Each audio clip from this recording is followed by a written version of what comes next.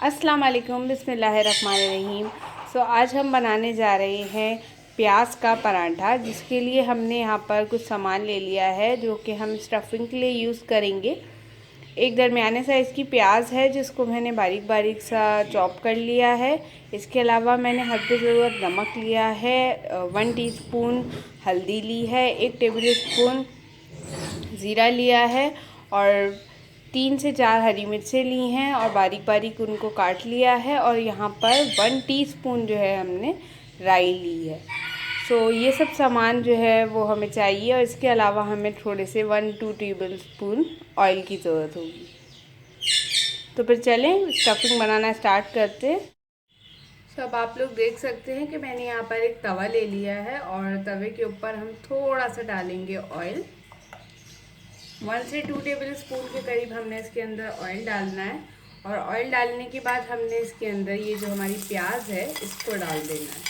तवे को मैंने पहले से गर्म कर लिया था, उसके बाद इसके अंदर ऑयल डाला और अब ये सारा प्याज इसके अंदर डाल देंगे। और किसी भी चम्मच से की मदद से आप इसको थोड़ा सा ऐसे चलाएं और प्याज को थोड़ा सा नरम होने तक के लिए हम हल्का सा फ्राई करेंगे। अब आप लोग देख सकते हैं कि प्याज जो है वो थोड़ा सा सॉफ्ट होने लगा है। तो अब बहुत ज़्यादा आपने इसको नहीं पकाना है, सिर्फ हल्का सा सॉफ्ट करना है। जब प्याज सॉफ्ट होना शुरू हो जाएगा तो हम क्या करेंगे, इसके अंदर ये बाकी की सारी चीज़ें जो है वो शामिल कर देंगे। ठीक है, तो ये सारी की सारी बाकी के मसाले मैंने इसके अंदर डाल दिए और इन सारी चीज़ों को अच्छी तरीके से प्याज के साथ हमने भून लेना है।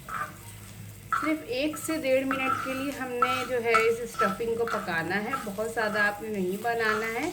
प्याज का कलर चेंज नहीं होना चाहिए, बस सारे मसाले आपस में अच्छी तरीके से भुन जाएं और एक सूंधा सा फ्लेवर आने लग जाएगा। आपको एक हल्की सी स्मेल सी आना शुरू होगी ज़ीरे की, हरी मिर्चों की। तो फिर आपने इसका फ्लेम ऑफ कर देना है और स्टफिंग को किसी भी बर्तन के अंदर निकाल देना है।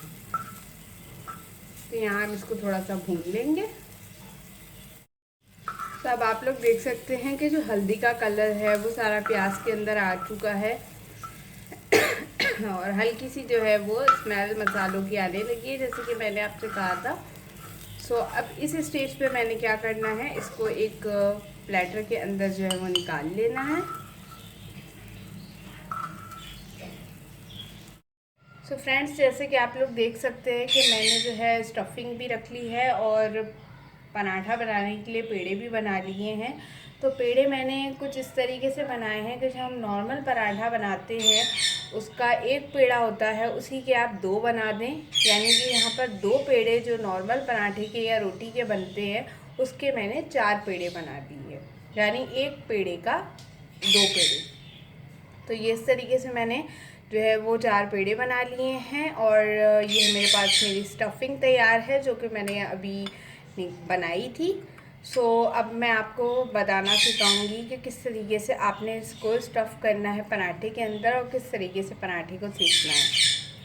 यकीन मानिए ये बहुत ही अच्छे पराठे बनते हैं और बहुत ही टेस्टी बनते हैं। आप लोग जब घर में बनाएंगे तो घर वालों को यकीन नहीं होगा कि ये खाली प्याज के पराठे।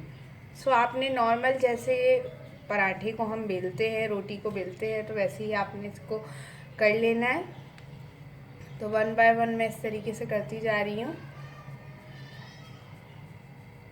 इस तरीके से करके मैं सबको कर लूँगी। अब आप लोग देख सकते हैं कि मैंने जो है वो अपने चारों पराठों को इस तरीके से चंगेज़ी बना लिया है और अब मैं 2 को यहाँ साइड पे कर दूँगी और 1 बाय 1 करके इसको जो है वो बेलना स्टार्ट करूँगी और साथ में थोड़ा थोड़ा सा सूखी लगाती रहूँगी। इस तरीके से आपने करके बड़ा कर लेना है। बहुत ज़्यादा भी बड़ा नहीं करना हमने, लेकिन थोड़ा सा बड़ा करना है ताकि स्टफिंग जो है वो ज़्यादा से एरिया में आए। अगर हम बहुत छोटे से बेल कर जो है वो स्टफिंग करते हैं तो अमूमन पराठा साइडों से जो है वो हमेशा खाली रहता है। इस वजह से इसको आप थोड़ा सा बड़ा ज़रूर करें, तकरीबन इतना बड़ा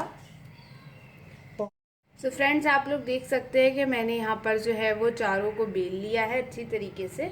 अब मैं जो है यहाँ पर एक पराठे को ऐसे करके रखूँगी, ठीक है।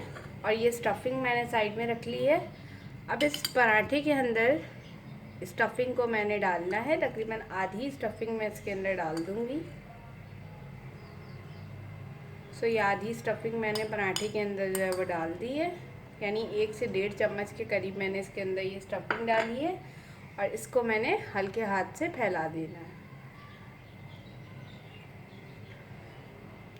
ठीक है।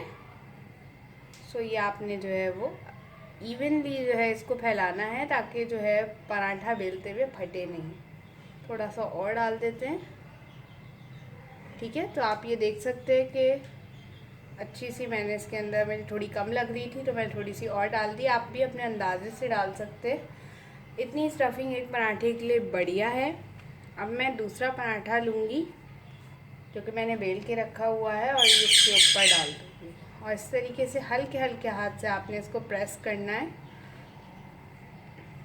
और फिर उठा लेना है। और थोड़ा सा खुश्क आपने फर्श पे डालना है ताकि ये चुपके नहीं। और ये मैं इसको पलट दिया। अभी इसके ऊपर भी थोड़ा सा ही मैं खुश्की डालूँगी। ये नॉर्मल आटा है, गेहूं का आटा, जिससे हम ये बना रहे हैं, ठीक है। तो थोड़ा थोड़ा सा हमने इस तरीके से इसके ऊपर लगा लेना है और फिर इसको बिल्कुल हल्का सा बेलना है। बहुत बड़ा मैंने इसको नहीं करना है। मैंने आपको पहले ही बताया था कि मैं इनको बड़ा करके ही जो है वो डालूँगी, ठीक है। अब आप साइडों को हाथ से थोड़ा थोड़ा सा प्रेस कर लें और ये आपका जो पराठा है वो तैयार हो चुका है। अब हम इसको जो है वो चूल्हे के ऊपर डाल देंगे। तो अब आप लोग देख सकते हैं कि जिससे तवा जो है वो गर्म हो गया है। तो मैंने अपने पराठे को जो है वो उठा लिया और इस तरीके से करके पराठे को हमने इसके ऊपर डाल देना है।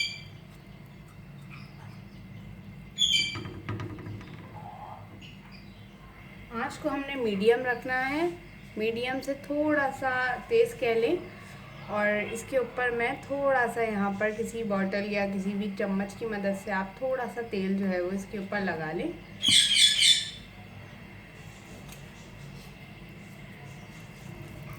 और तकरीबन पराठे का जो कलर है वो हल्का हल्का चेंज हो जाएगा जब ये एक साइड से हल्का सा पकना शुरू होगा। तो तब तक के लिए हम इसको छोड़ेंगे।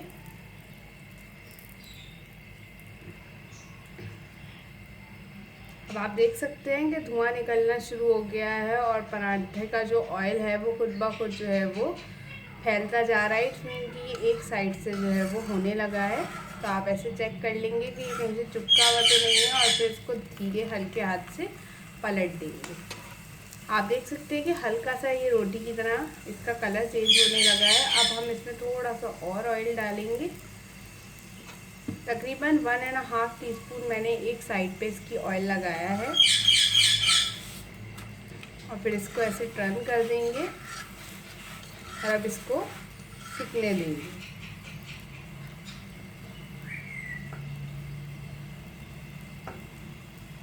इसी तरीके से करके आपने जो है वो दूसरा पराठा भी अपना बना लेना है सेम।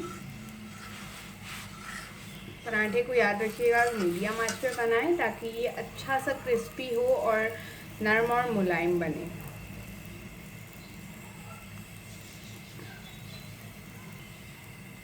सो अब आप देख सकते हैं कि मैंने इसको 1 से 1.5 मिनट के लिए छोड़कर अब दोबारा से पलटा है।